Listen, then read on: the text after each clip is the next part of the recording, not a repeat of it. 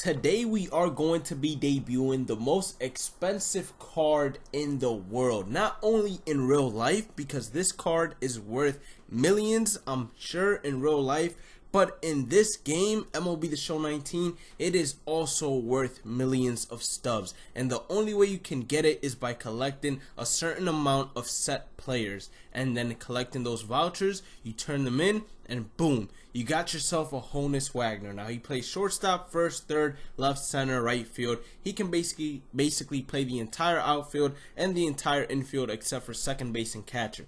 Now, the lineup we're going to be using today is Ken Griffey leading it all, followed by Honus Wagner, followed by Chipper Jones, Willie Mays, Ted Williams, Frank Thomas. Now, we do got Jimmy Fox to debut, so stay tuned for that. Rogers, Hornsby, Joe Random, and then whoever is on the mound for us. Hopefully Clayton Kershaw, but if it's not him, I'm perfectly fine with it. So we're facing today New York, the Mob, Mr. Foo. Now, if you're new here, end up enjoying today's content, make sure you hit that like button and subscribe button. Let's aim for 15 likes on this video. So, let's start it off. We got Tom Seaver on the mound. We're trying to beat him inside with the sinker. He gets a base hit the other way with 92 speed. That makes us a little bit nervous because that means he could steal a bag. So 2-1 count now to Cody Bellinger, trying to throw the pitch outside, and it just hangs over the middle of the plate, and he drives it to right for a 2-run bomb. So now, not the way we wanted to start off the game. We're trailing 2. We head to the bottom of the first. We got Ken Griffey Jr. facing finest Max Scherzer. He throws an outside fastball. We drive it the other way, and we're going to get ourselves a double with Ken Griffey Jr. to open up the game. Looking to do some damage. We got Honus Wagner, his first at-bat in ranked seasons. He's going to go ahead and get a base hit, or actually, excuse me, he grounded out the other way, but he got the job done, which is to move the runner over, and it is exactly what we wanted to do. And then Willie Mays is going to come up with Ken Griffey Jr. at third. He's going to hit a 2-run bomb, and that's going to tie up the ball game. Let's see if we can get some insurance runs. We got Teddy Boy Williams basically hitting 0-0 count. He's going to get a hanger that's going to hang right over the middle of the strike zone, and he's going to blast it to center field, just like his Cody Bellinger did for a solo shot. Now it's Frank Thomas's turn to try to do some damage. He's trying to show us he wants to stay on the team. He's saying, please don't replace me with Jimmy Fox. I beg of you. But I'm sorry, Frank. Jimmy Fox's numbers are all around better. He's the best first baseman in the game. Probably one of, if not the best offensive card in the game, honestly speaking. Now, with JT, he's going to go the other way. He's going to get himself a double. I didn't know JT was actually this good, his finest card, but a lot of people have been using him, and they've been getting good results. I'm not going to lie. Max Scherzer up to hit. He's going to get a single the other way. He's not going to run on Willie Mays because, of course, he's a good player. He knows better than that. And then 0-1 count, sinker to Willie Mays inside. He's actually going to hit that one up the middle. He's going to get himself a single, and he's going to cut the lead down to 1. Cody Bellinger up to hit now with the 2-0 count. I'm over here nervous because I'm like, he's about to hit another home run. Instead, he lines out to the left fielder, Ted Williams, for the final out of the inning. And now we head towards the bottom of the second, where our cap, Joe Random, is going to start it off by hitting a double inside the gap. I'm telling you, even though the cap has low vision, he rakes. On Hall of Fame, he rakes. I haven't used him too much on Legend to give you guys a 100% answer, but I can tell you all, on Hall of Fame, he rakes, and then the pitcher is going to get himself a base hit. So what Max Scherzer did, Tom Seaver came around, and he did the same thing. And then Ken Griffey Jr., he's going to come up to hit, and it goes under Lou Gehrig's.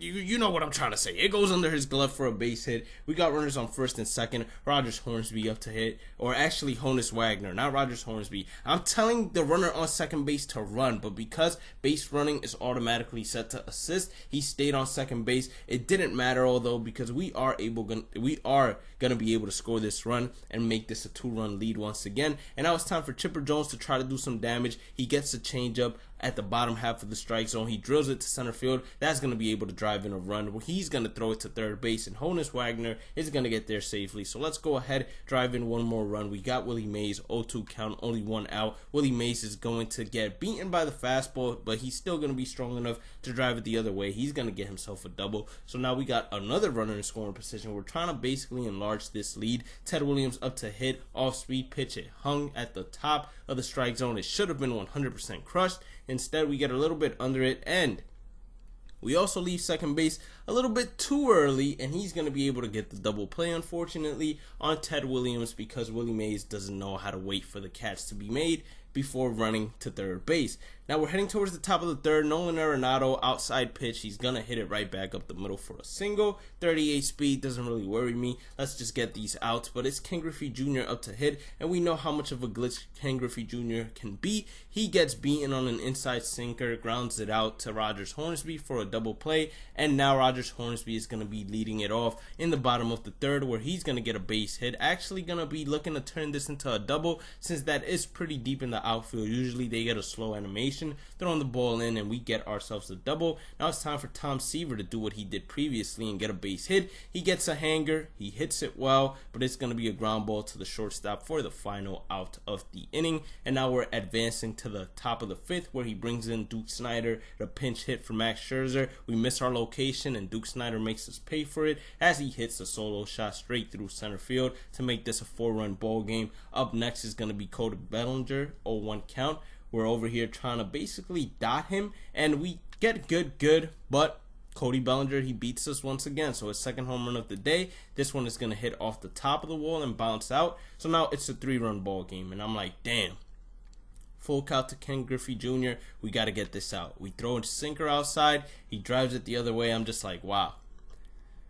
It's looking rough. If he gets a home run, it's definitely looking rough. Lou Gehrig is up next, so I decided to bring in Zach Britton instead of facing Lou Gehrig with Tom Seaver. Zach Britton throws an outside slider. He's in front of it. He's going to fly out to Willie Mays for the final out of the inning. And now we're going to head towards the bottom of the seventh, where we have Ken Griffey Jr. leading it off, and he's going to start it off with the solo shot to right field. Ken Griffey Jr., even though he gets horrible animations, this is the primary reason why I have him on the team. His bat is just too good to replace, to be honest. And then Honus Wagner, he's going to come up. He's going to get himself a base hit. So far, he's 2 for 4, hitting 500 in his ranked season's debut. And right after Honus Wagner, we have Chipper Jones to hit. Chipper Jones is going to get a high fastball that he's absolutely going to crush and hit a moonshot down right field for the 5-run lead.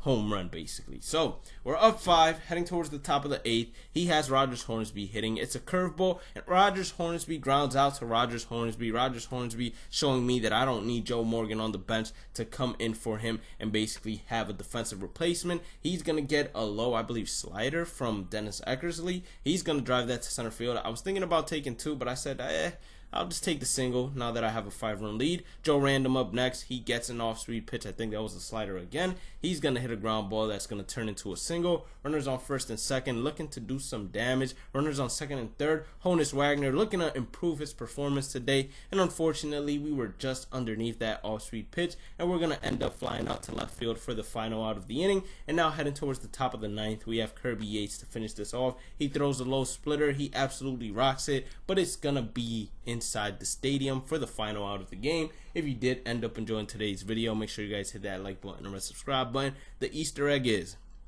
who do you think is the next player we're going to debut? Leave that down in the comment sections below. Follow me on all social medias at Blademas, and if you stayed for the Easter egg, you really loyal. Anyways, have a blessed day and night, and I'll catch you all in the next one. Peace out. By the way, it's Honus. Just kidding.